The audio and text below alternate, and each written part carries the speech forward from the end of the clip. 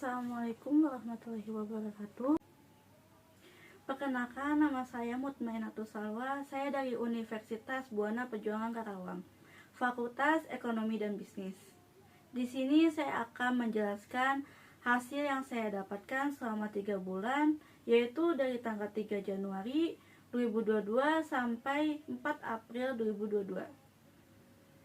Dan saya mengambil tema yaitu Human Resource Management, bidang pendidikan agama Islam pada karyawan Kementerian Agama Kabupaten Karawang. Kerja praktek di instansi Kementerian Agama tersebut karena pada Kementerian Agama telah menerapkan sistem informasi manajemen SDM, yaitu aplikasi Siaga.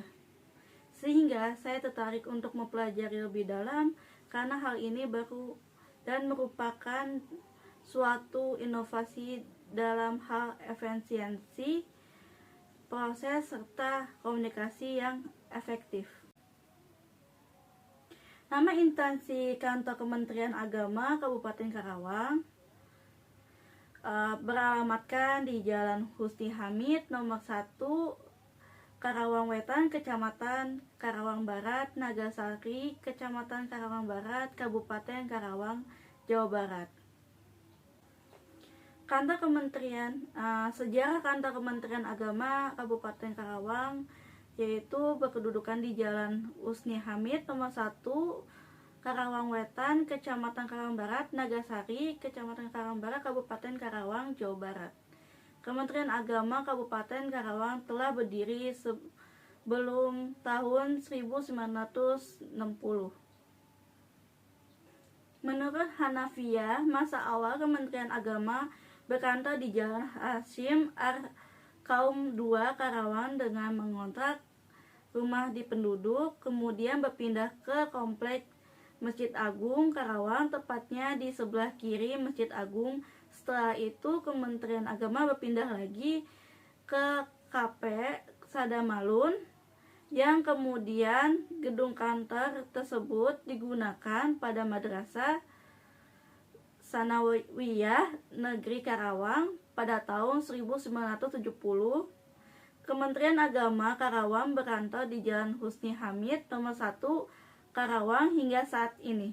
Ini saya akan menjelaskan definisi manajemen. Perusahaan harus memiliki manajemen yang baik karena akan memudahkan terwujudnya tujuan suatu perusahaan. Karyawan dan masyarakat, seperti definisi manajemen, adalah ilmu dan seni mengatur proses pemanfaatan sumber daya manusia dan sumber-sumber daya lainnya secara efektif dan efisien untuk mencapai suatu tujuan tertentu. Menurut Robbins dan Coulter 2015 menyatakan bahwa manajemen adalah pencapaian tujuan organisasi melalui berbagai fungsi perencanaan atau planning, pengorganisasian atau organizing, kepemimpinan atau leading, dan pengendalian atau controlling. Setiap individu dalam suatu organisasi bekerjasama demi mencapai tujuan organisasi yang telah ditetapkan. Untuk dapat mengordinasikan tiap individu tersebut, organisasi memerlukan manajemen yang baik. Oleh sebab itu, peranan manajemen sangatlah penting dalam suatu organisasi. Menurut Stoner, manajemen merupakan proses membuat perencanaan, pengorganisasian, memimpin, mengendalikan berbagai usaha dan anggota organisasi serta dan menggunakan sumber daya organisasi untuk mencapai sasarannya.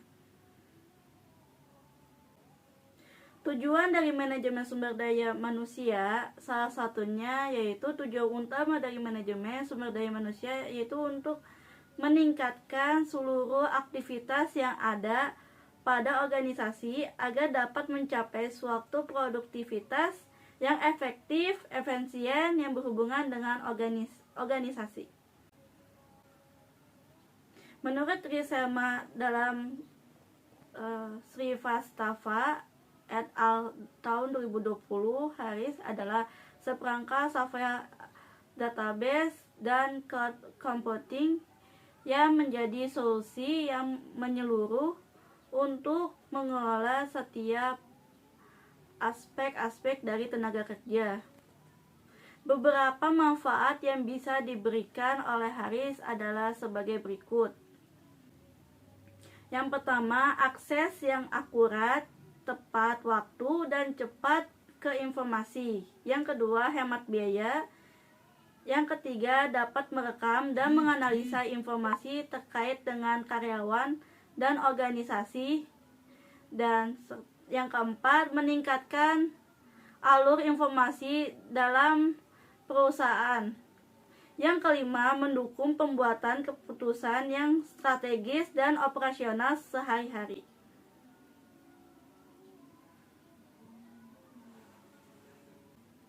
Selanjutnya yaitu tujuan umum. Untuk menambahkan pengetahuan, keterampilan, dan pemahaman yang tidak didapat langsung dan dalam perkuliahan, memperoleh pengalaman, pengamatan, dan pengenalan visual secara langsung mengenai kondisi yang ada di lapangan. Karena ilmu yang diperoleh di bangku perkuliahan akan lebih bermanfaat bila diaplikasikan pada instansi atau perusahaan. Tujuan khusus. Yang pertama yaitu mahasiswa dapat memperoleh kesempatan untuk menerapkan ilmu pengetahuan yang telah diperoleh dalam perkuliahan untuk diterapkan dalam lapangan kerja. Yang kedua yaitu mahasiswa dapat membandingkan antara teori yang dikerjakan di kampus dengan praktik kerja di lapangan secara langsung. Yang ketiga yaitu mahasiswa dapat memperdalam wawasan terhadap sistem kerja interdisiplin secara profesional. Yang keempat yaitu mahasiswa dapat memperoleh pengetahuan dan wawasan serta pengalaman dalam bekerja. Yang kelima, sedangkan bagi perusahaan tempat kerja praktek, analisis dalam karya tulis ini dapat berguna dan bermanfaat bagi evaluasi kerja sehingga dapat mempertahankan hal-hal yang baik dan mengurangi semua kesalahan di kemudian hari. Di sini saya memakai metode penulisan artikel menggunakan deskriptif, library research, dan yang terkait dengan kegiatan kerja praktik. Tugas-tugas yang dilakukan yaitu yang pertama melakukan pengecekan dan verifikasi laporan absen guru dan pengawas pada akun siaga. Yang kedua yaitu memasukkan data-data ke dalam map yang tersusun rapi dan sesuai dengan nama-namanya. Yang ketiga mengikuti rapat dan menunggu tamu undangan untuk tanda tangan. Yang keempat mengikuti kunjungan di SD Quran Terpadu Nurul Islam. Yang kelima mengecek data-data yang kurang lengkap. Dan yang keenam yaitu mendokumentasikan rapat dan fotokopi data-data. Selanjutnya yaitu waktu pelaksanaan kerja praktek dilaksanakan selama 1 bulan terhitung dari tanggal 3 Januari 2022 sampai tanggal 4 April 2022. Kegiatan kerja praktek ini penulis dilaksanakan di Kementerian Agama Kabupaten Karawang. Jam kerja praktek dalam sehari 8 jam dari pukul 8 sampai pukul 4 sore di bagian PAIS yaitu Pendidikan Agama Islam. Tugas utama saya yaitu melakukan verifikasi sertifikat dengan mengecek berkas laporan guru agama atau GPAI dan pengawas yang sudah benar melakukan laporan kemudian diterima dan diverifikasi. Selanjutnya yaitu tugas pendukung yaitu seperti perkenalan, dokumentasi rapat-rapat, fotokopi data-data dan tamu. Selanjutnya saya akan menjelaskan tentang permasalahan dan solusi, Yang pertama, permasalahan yaitu terdapat beberapa problem yang sering dialami oleh pegawai seksi PAIS terkait sistem informasi dan administrasi guru agama yaitu Siaga, yaitu beberapa guru yang lupa akan absen di aplikasi Siaga sehingga ia tidak dapat mencairkan TPG yaitu tunjangan profesi guru. Lalu selanjutnya solusi yaitu menambahkan susulan absensi secara manual bagi yang lupa dengan absensi karena tunjangan profesi guru adalah hak mereka dan para guru bisa mendapatkan tunjangan profesi guru tanpa ada hambatan. Selanjutnya yaitu kesimpulan, aplikasi Siaga ini memiliki proses verifikasi dan validasi data guru dan pengawas pendidikan agama Islam yang nantinya data yang tersaji dapat digunakan oleh Direktorat Pendidikan Agama Islam dalam pelaksanaan sertifikasi, pembayaran tunjangan profesi guru yaitu TPG, dan pelaksanaan pengembangan keprofesian berkelanjutan PPKB. Verifikasi data laporan absensi di akun Siaga harus sesuai serta para guru tidak boleh lupa atau menyepelekan laporan absen tersebut. Penulis mengamati banyak para guru yang lupa akan absen pada pegawai sudah memberikan sosialisasi tentang cara penggunaan akun Siaga. Adapun saran dari penulis yaitu yang pertama menambahkan absen secara manual bagi yang lupa dengan absen. Yang kedua yaitu hendaknya para guru memperhatikan laporan absen dan pada saat sosialisasi tentang penggunaan akun Siaga Pendis.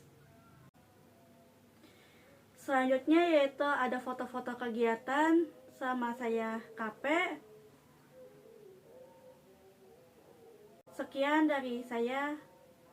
Bila ada salah-salah kata, wabillahi taufiq wal hidayah. Wassalamualaikum warahmatullahi wabarakatuh.